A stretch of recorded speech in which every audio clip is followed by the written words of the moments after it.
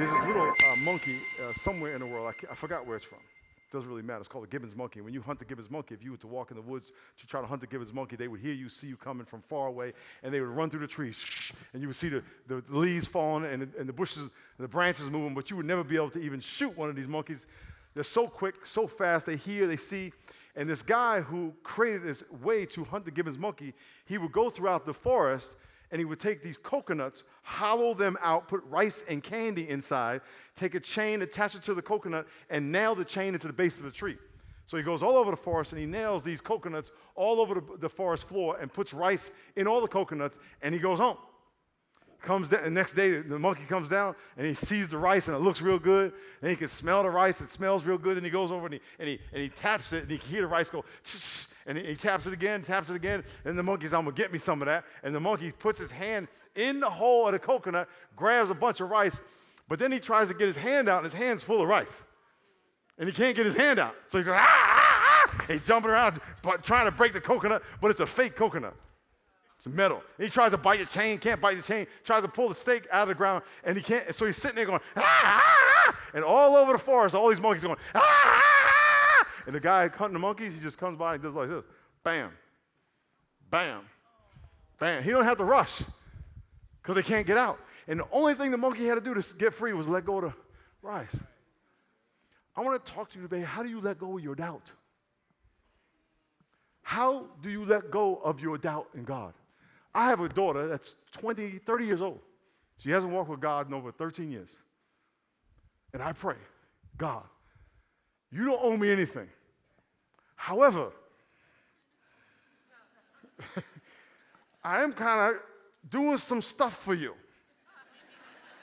You think I could trade some of these salvations over here just for this one?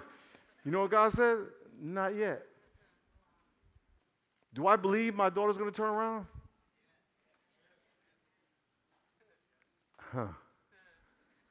Sometimes I wonder. Some of y'all have doubt that God has promised you your ministry to be like this, and it's still here, and you're like, is it ever going to change? Can God really heal your father? Can God really heal your marriage? Will your husband ever lose weight? Fellas, can I get an amen? We don't care. Big is good in men. They just walk around.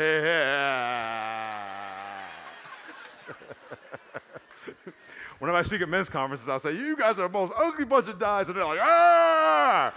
Don't ever say that at a women's conference. No. I wonder how many of you have doubt-ology. That your theology is a theology based on doubt.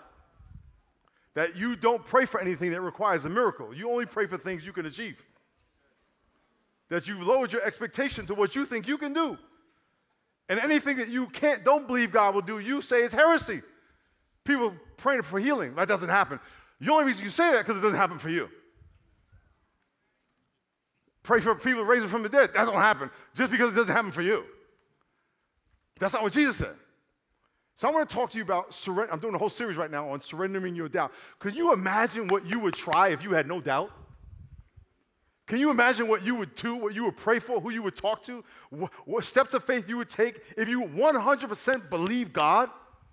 And that the only reason that your ministry potentially is dying, your relationship would die, your vision is dying, is because you won't let go of the rice.